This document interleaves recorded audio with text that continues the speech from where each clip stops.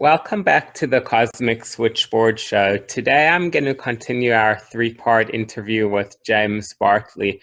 We're going to have one part for everybody, and then we're going to continue on part 3 with information for members only.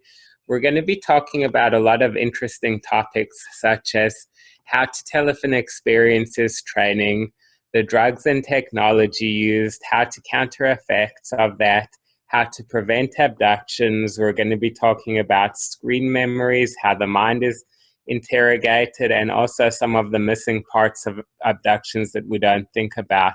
We also have some very interesting topics beyond that for our members as well, or for everybody if we have enough time. So without further ado, welcome, James.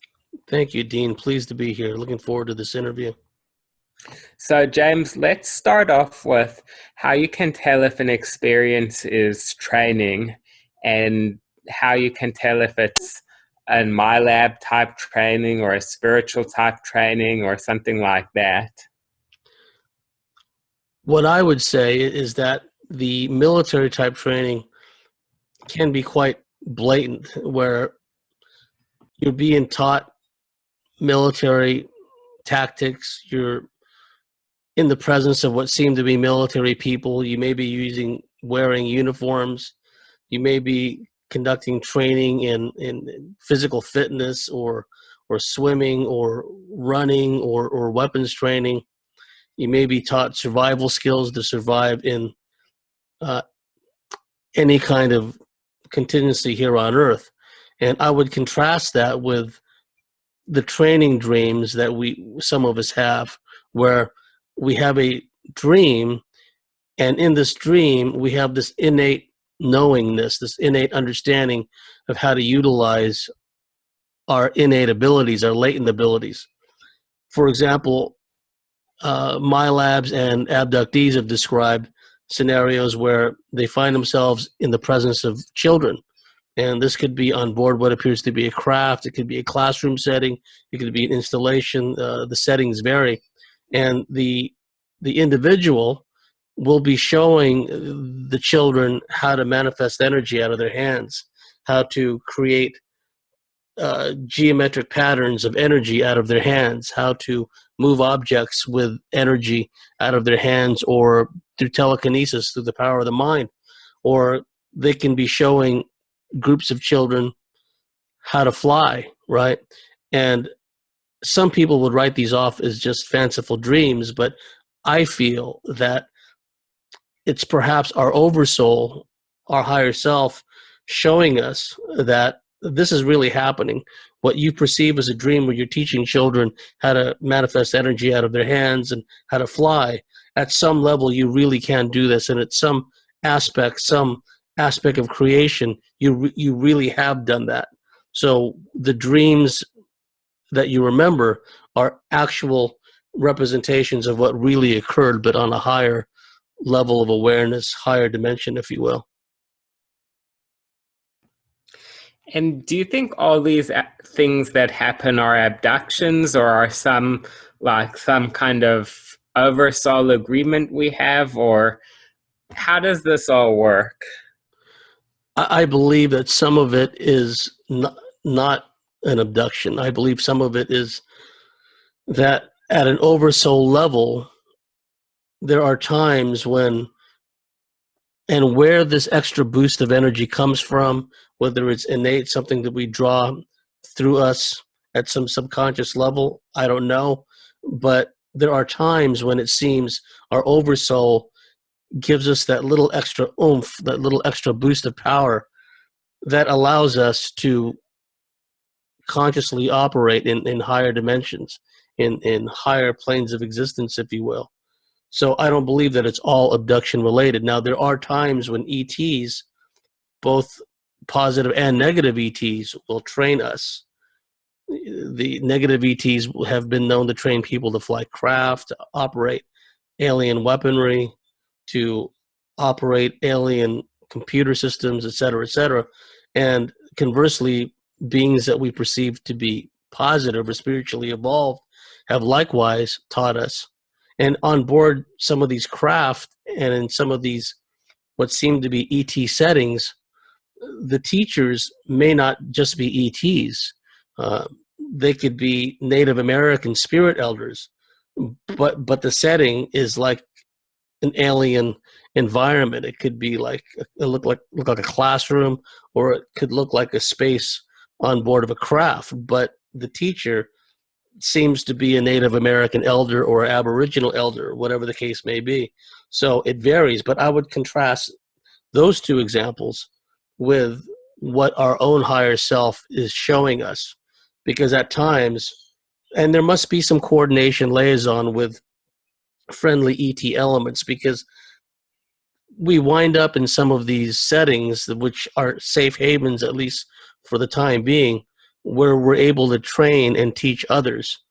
And these, in large part, for most people anyway, these are abilities that we cannot actually manifest in our normal waking consciousness under normal circumstances. But in this other plane of existence, this other alternate reality, if you will, we seem to have these abilities, and we seem to be in our own right regarded as teachers. And so that's why we find ourselves sometimes teaching children and teaching, classrooms with people that pretty much appear to be our own age, right? So that's going on as well. I really believe that those examples of teaching, not where we're just being instructed, where we're sitting there with students, but when we're doing the teaching, I believe those are real.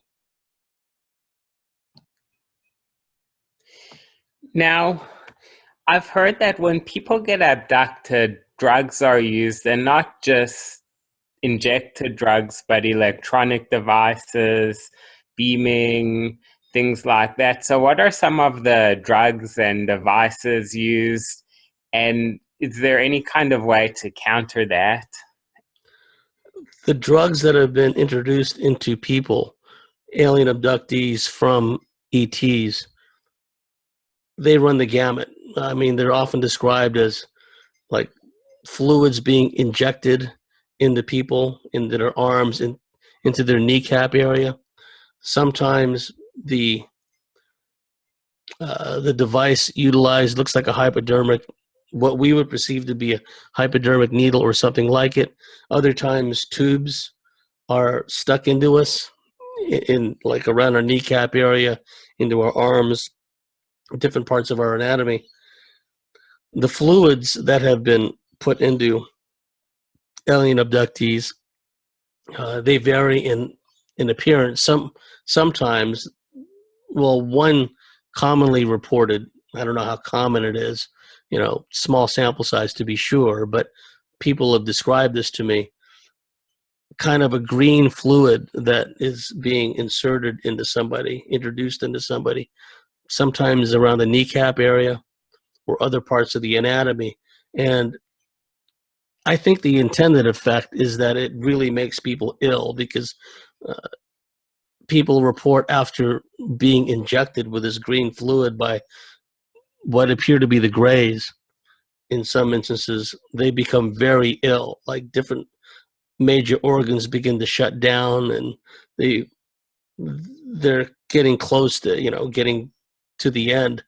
And on one occasion, a friend of mine had to go on a 2-week fast in order to divest himself of whatever this substance was that was injected into him. And gradually he became better and got well, but it was a process.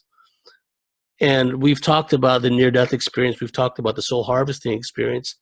I've had an experience where me and a few other abductees in my labs that I used to have group experiences and group training with back in the day, we were in a group abduction by the Greys. And my friend, who retains a high level of conscious awareness during some of her experiences, she asked the Grey, what are you guys doing to us? What are you doing? And the Grey told her, we're bringing you as close as possible to the near-death experience, to the death experience, right? And so that was the reason, at least the stated reason, that they gave us those drugs, to put us in the state where we're on the verge of dying, but not quite. I don't know what the purpose behind that is. Maybe it's a way for them to prep people in the future if they want to recycle them. If we do our job right, that won't happen.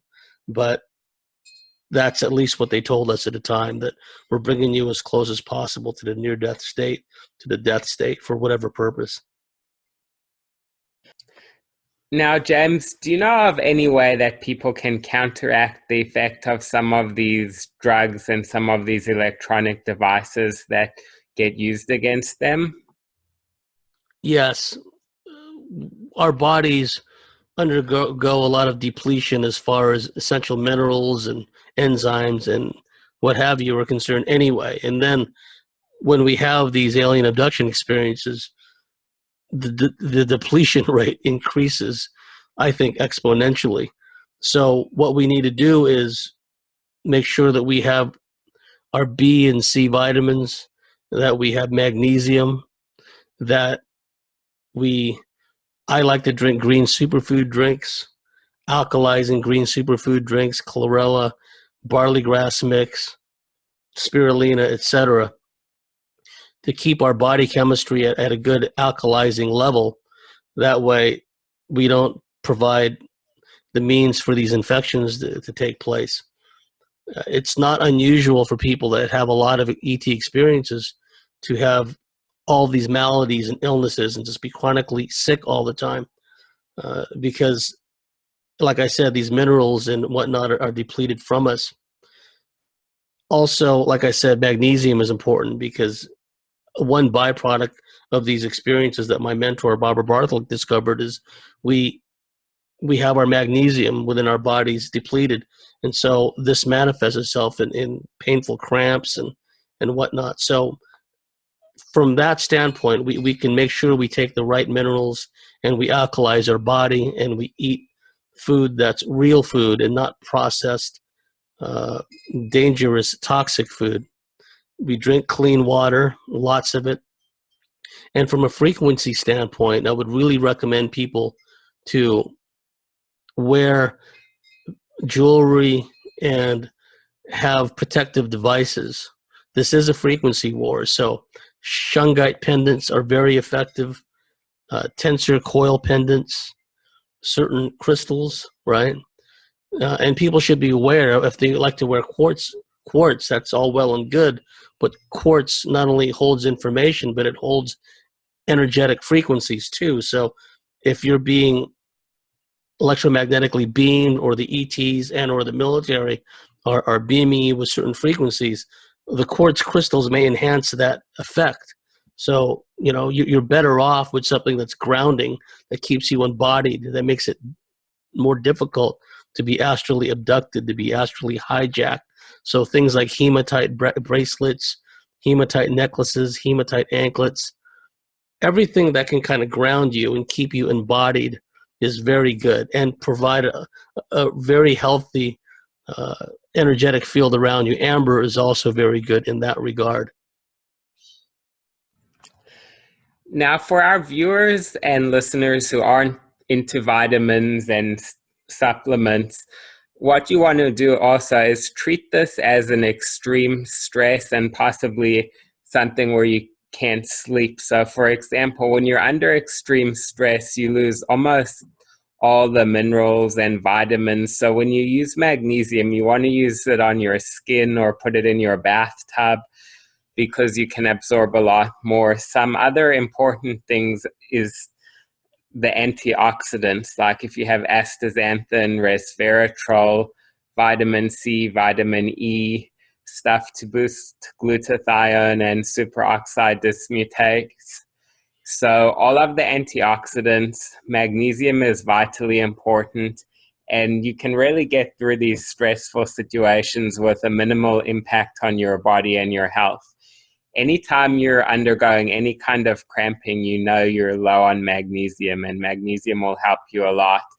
In a future show, we can talk more about that, but let's get back to what we were talking about before. So as far as preventing this stuff, is there anything you can do during the actual experience, energetically or any other method, that can actually prevent the abduction experience?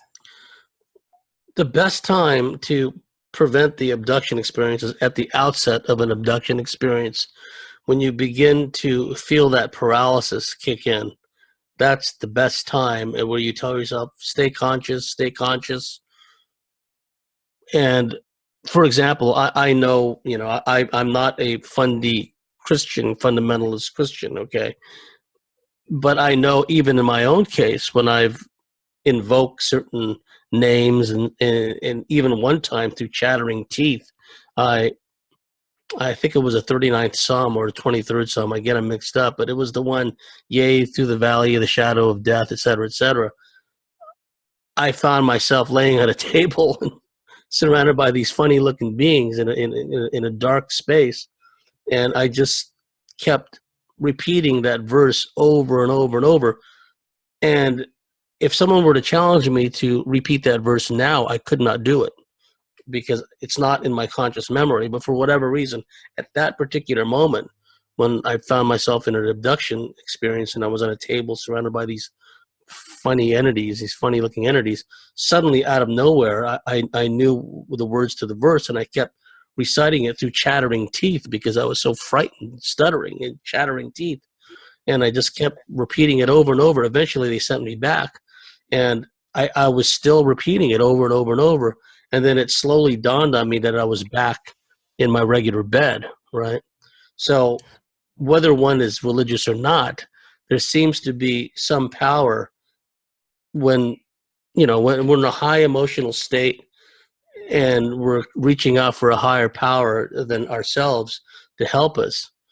That works too, okay? So, but the important thing is, because their mind control technology is so potent and they have the ability to just shunt us into a deep state of sleep, we need to pay attention to the warning signs, what have been described as the prodromal feelings, where in the, as nighttime gets closer, we begin to feel like we're being watched. We could start to hear tones or frequencies in our head. Some reptilians, when they start to tune into the person they're about to abduct or have an encounter with, the person can sometimes hear tones and frequencies. Now, I know a lot of people say, oh, that's proof of the military. No, not necessarily.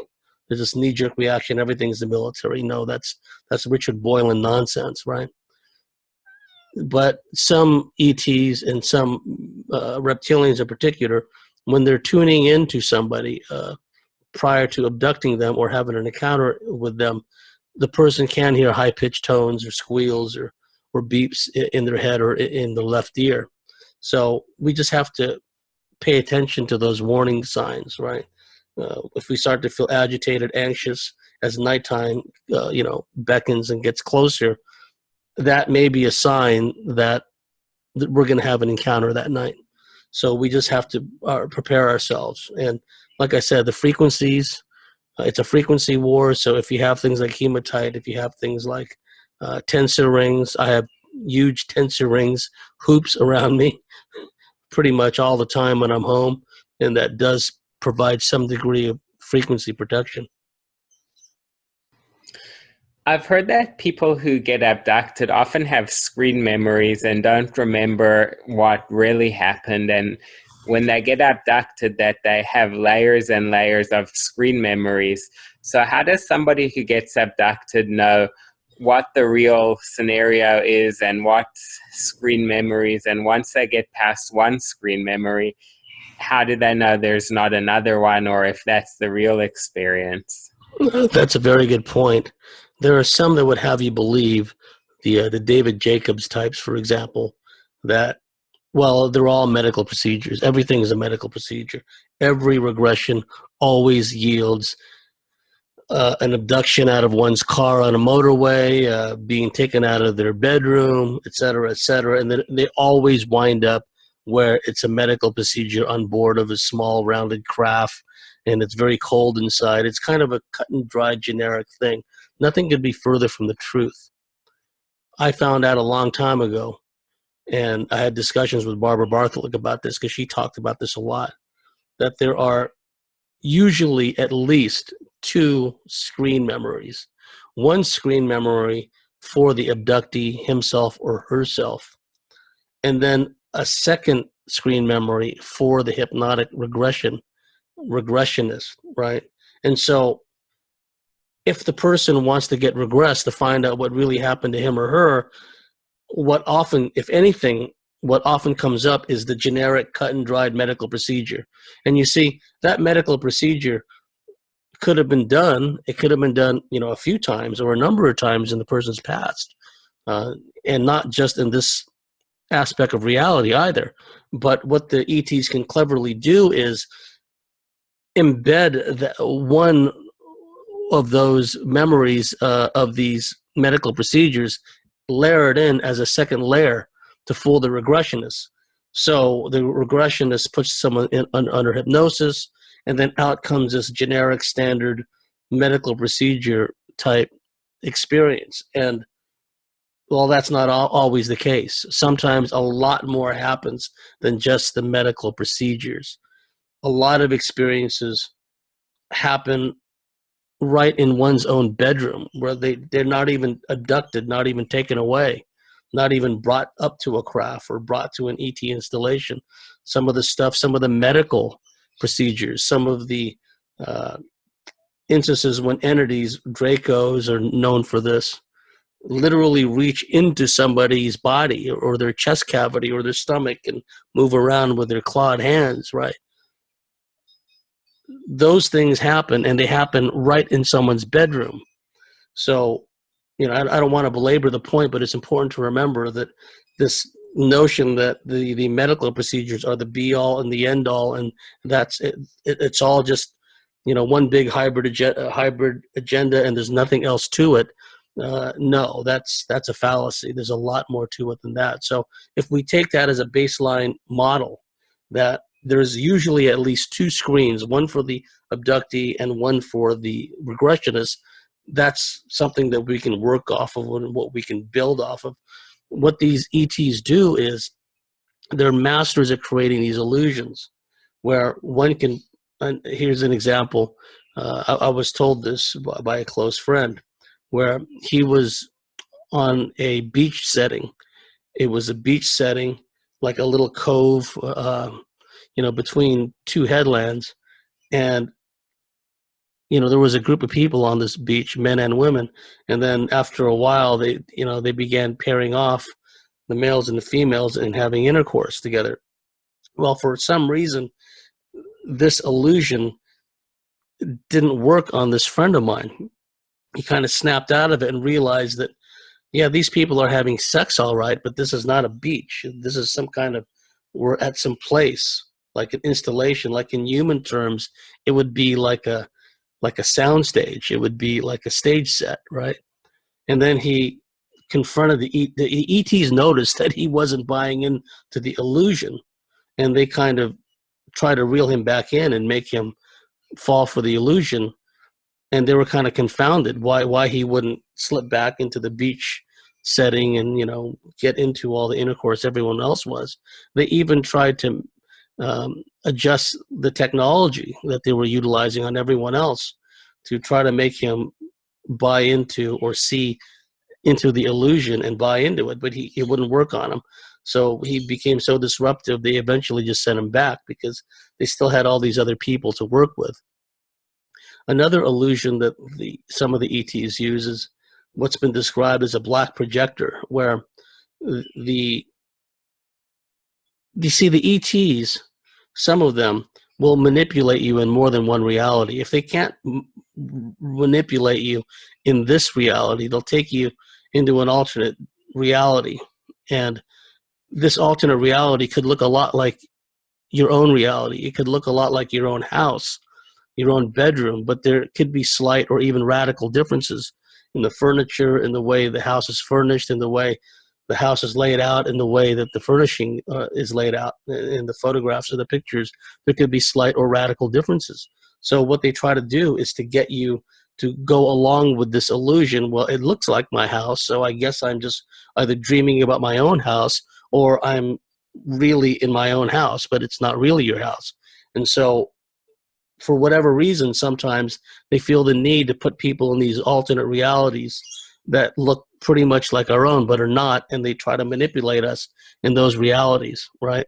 And sometimes what's been described as this black projector looking thing above the bed of this alternate reality setting, the abductee can momentarily come to, or momentarily have a moment of, conscious awareness, look up and see this black projector, and then he realizes, or she realizes, that this black projector is part of this, creating this illusion that's around them, making them think that they're in their own house, although they don't have the details quite right. Like in my own case, I know that there have been many times, and I'm probably not unique in this, but that certain places have a deep resonance and a meaning to us. Like when I lived in San Jose, California, I had a lot of ET experiences back then. And so to this day, I find myself in these stage managed dreams where I'm supposed to be back in that house in San Jose, even though I hadn't been there for many decades. That's where I was pretty much when I was a kid, but I moved away from there a long time ago. But because of the familiarity and the special place it holds within me, and frankly, a lot of the fear that I experienced, because I went through a lot of ET experiences there at the time, they will use that setting, even though it may not look exactly like the house I lived in San Jose, because it sets a tone. It sets kind of a vibe. Oh, I'm back in this house in San Jose where I had all these ET experiences, right? So they'll use settings, they'll use locales that we're familiar with, but also has a strong emotional content too. Now, I've heard from people who have been abducted that their abductors tell them that they're being abducted for the good of the human race, or they're trying to save the gene pool or stuff like that. Can somebody who's abducted believe the aliens that are abducting them all the time? Yeah, forgive me. I almost coughed up all that water I was just drinking when I heard that, because that's one of the most commonly promoted fallacies of this whole Space Brothers thing. Like the ETs are always here. All the ETs are always here to do what's best for humanity. And no, I just find that to be a sick joke, because some of these ETs are so exploitive. They're so callous and indifferent to the suffering of the people that they're using as subjects, right? They don't care how much damage they do to us physically, emotionally, even spiritually. If they were so benevolent and so good, why didn't they fix this planet already? Why do we still have all these wars? Why is there still a controlling faction, a Draco reptilian overlords working through all these hybridized bloodlines to create all this chaos and mayhem here on this planet? And why is it still like a soul recycling harvesting center, right? If these ETs are so good, or at least some of them that claim to be, right, we have to ask ourselves, why haven't they done all this stuff? So, that old biblical saying, by their fruits ye shall know them, I think that's a, for me, that's, check the fruit on the tree, right? If what they do is essentially harmful to you, right? We see this all the time with New Agers, where they talk constantly, and everything to a New Ager is spiritual. Everything is esoteric. Everything is about raising your vibrations. But I can just tell, looking at them and feeling their vibe and looking in their eyes, that some of these people, they've been traumatized. These warm and fuzzy ETs that they keep talking about have done them serious harm, right? And so, no, I don't buy for a second this notion that all these ETs are here for our greater good. And that much being said, we have to look at it in the grand scheme of things, right? And this is but one planet, in a cosmos filled with innumerable planets, innumerable star systems. So I do believe that what's going on here is of critical importance for the, ultimate evolution of our galaxy and our plane of existence, because there's so many souls here. There's so much access to DNA here, and there's latent metaphysical powers within certain DNA bloodlines, if you will. So, and those can be utilized, the DNA and the metaphysical powers contained in the DNA, it could be used as a tool. It could be used as a weapon system, basically, right? So there's a lot going on here, and I don't mean to minimize that, but we need to see more action, from these ETs that are always talking about how spiritually evolved they are, right? And this, at the same time, we can't wait for them. We got to work and operate as if it depends on us. We cannot assume that there's going to be these beings that are going to pull our chestnuts out of the fire. We have to assume that it's up to us and us alone.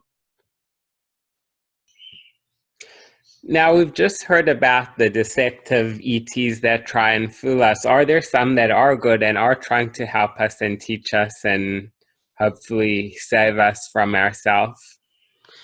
Yes. And I say that not only because I hope so and I want it to be so, but I really feel, in discussions with really switched on people, there are beings and civilizations that want us to break out of this prison matrix. In truth, at least some of us are descended from some of these higher dimensional ET civilizations. And I've talked about this many times before. We're spawned from just more than just one ET civilization, like Alex Collier points out, or we're the product of, he says, from the Andromedan perspective, Andromedans, he's in contact with 22 different ET races, the DNA profile within us average humans, right? So, I mean, that's a lot of diversity, to use a term that's, we're being hammered over the head with these days. And, they are our extended star family. And we are boots on the ground. We've decided to, volunteer, do the hard yards here on the surface, be in physical embodiment, and anchor these higher frequencies. And that's a tough job. And the beings that, we're descended from, they know that the nature of the work we're doing here. They have an idea of just how difficult it is for us, right? And so some of them have a vested interest in some abductees and MyLabs and contactees, because in truth, those people are descended from these higher dimensional ETs. So yes, I do believe that some of these beings do want us to spiritually evolve and break away from this prison matrix. Barbara Marciniak often talks about how at least the ET, the Palladians that are working through her and she's channeling, they talk about how they have their own karma to undo because of their own misdeeds and their own interference way back when. They've caused all these problems, not just for us, but they've caused problems for themselves. So they're doing what they can to rectify, to undo these problems, because, they have a vested interest in doing so because it's beneficial for them, right? We have to look at it from that standpoint. It's like, it's not just what's good for us, right? It's also what's good for these other ETs and throughout the galaxy and throughout the cosmos, right? But at the same time, we cannot, just be sitting around here with a beggar's bowl and expect all these ETs to do all this work for us. We've got to do a lot of the work ourselves. That's why we're here. We're the boots on the ground. We're the ground crew. Someone has to do it, right? Someone has to be here in physical embodiment and do this kind of work. But like I said, that's just what's outwardly being done. Those people that do podcasts and do interviews and give lectures and write blogs, some of them, many of them, are doing these things we talked about. At some higher state of being, they're teaching children how to work with energy. They're teaching children how to fly. They're conversant in all these ancient ET star languages, and they're beginning to remember them. I think that the training, that's just to go back to an earlier point we were making, the training isn't only for whoever is being taught, in our example, children, but it's also for the teachers themselves, reminding them, hey, it's like you have all these innate capabilities. You've taught people and you've taught children at many different levels of existence and in many different dimensions, right? It's kind of a remembrance of who we are. And so if we can, hang on to that, remember that, this system teaches us we're just body bags, that we're just blood bags, that we're, shame-based, worthless beings. We're so much more.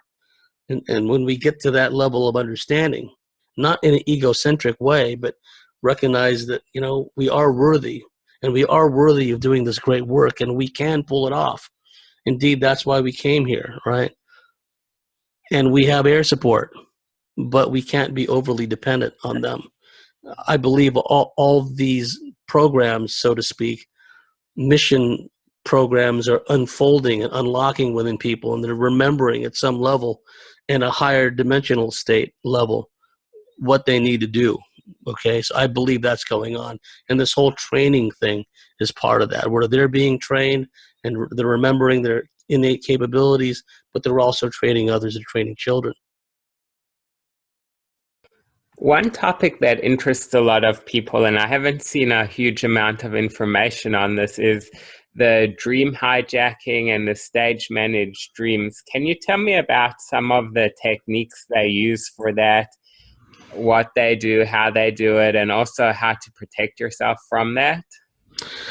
I touched on an aspect of that a moment ago, where I talked about how they like to bring back familiar settings from our past, whether it's a home that we spent a lot of time in, a work environment, a workplace, and they're trying to set a tone, because not only do they want to put you into a stage managed dream setting that puts you in a certain frame of mind, a certain state of being.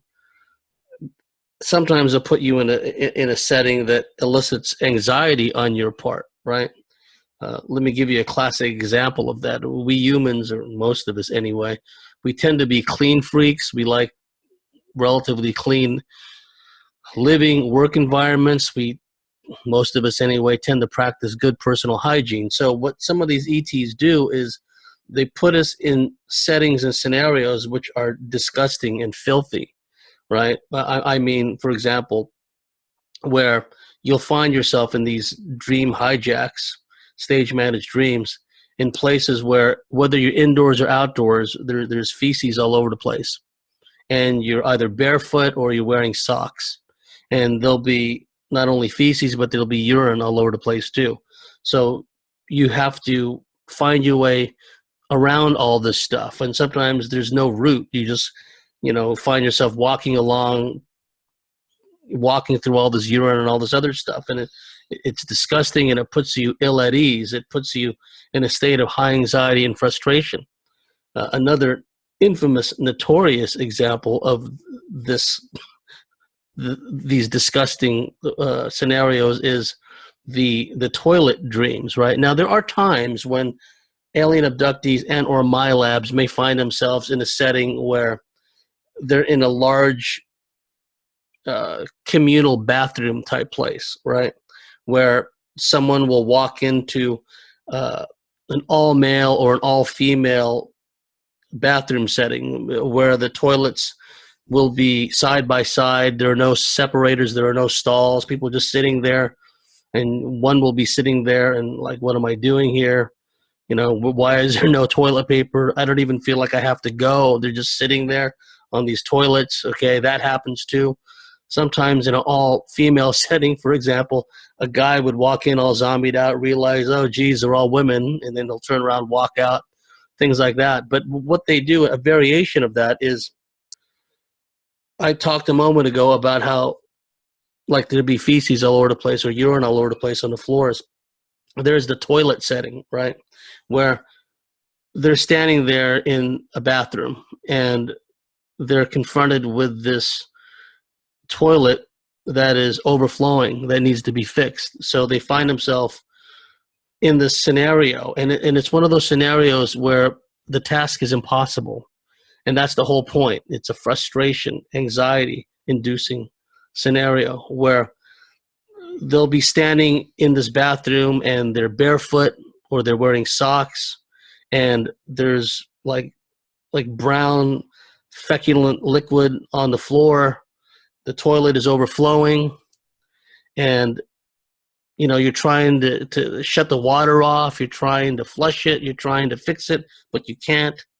And it's, very aggravating. And then you wake up from it and you go, oh, that was a horrific dream, And then pretty soon what they do is they begin beaming you to induce beaming the parts of your brain that induces the very sleepy feeling.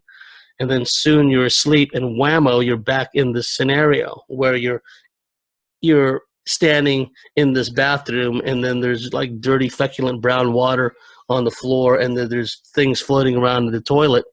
And now you've got like a big red wrench in your hand, right?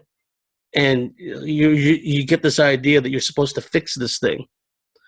Now, instead of just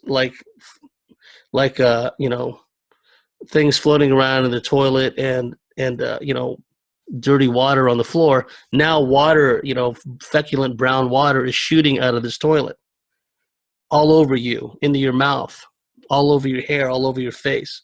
And you're just standing there and you're in a state of utter frustration. Remember, most of us tend to be clean freaks, right? And so when we're put in these scenarios, in these environments that are off-putting, that put us ill at ease, that puts us in a state of mind, a state of being, which suits their purposes, which allows them to manipulate us, right? And there are endless variations of what I just described. And then you're just there in real time. Time is passing really slowly. And now all this, water and other things are just shooting out of this toilet, and you can't do anything about it. And now you've got this big red, wrench, but you don't know what to do, and anything you try doesn't work anyway. So that's an example. And there's variations of this too, where adjoining some of these dirty bathroom scenes, there could be like a locker room setting. And likewise, it'll be a very dirty locker room. There'll be rows and rows of lockers. Think about, the locker rooms in high school or college, where you go in there and you change into your PE clothes, your physical education clothes.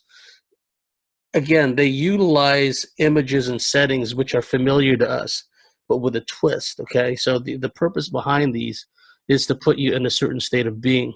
And one more point I want to make before we move on to the next question is it puts you in a suggestible state a lot of times when you're in these settings which seem familiar, which they'll use from our past.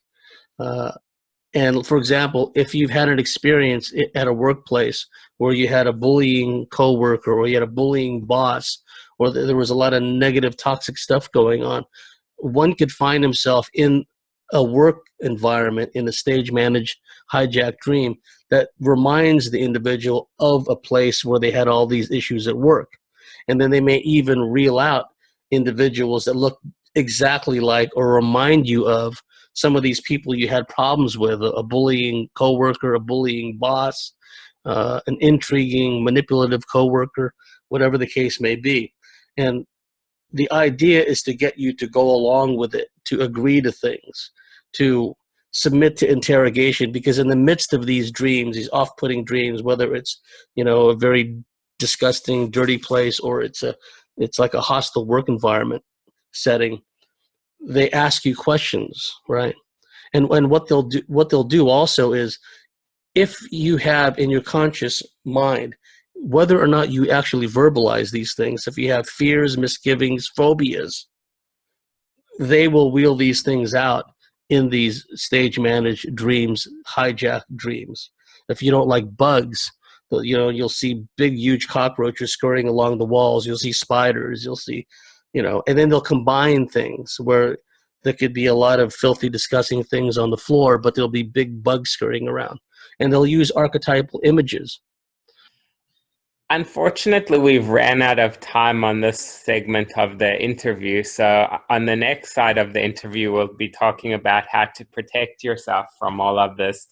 But what I wanted to say is, if you like what we're doing, if you find it interesting, please share it, send it to your friends, hit the like button, subscribe, or even give us your feedback, because we want to know what interests you, what you want to see, and we want to tailor the show to our audience. So it's very important that we get your feedback. So thank you for listening, and please continue to listen next week or on the next segment of this interview. Thank you. Thank you.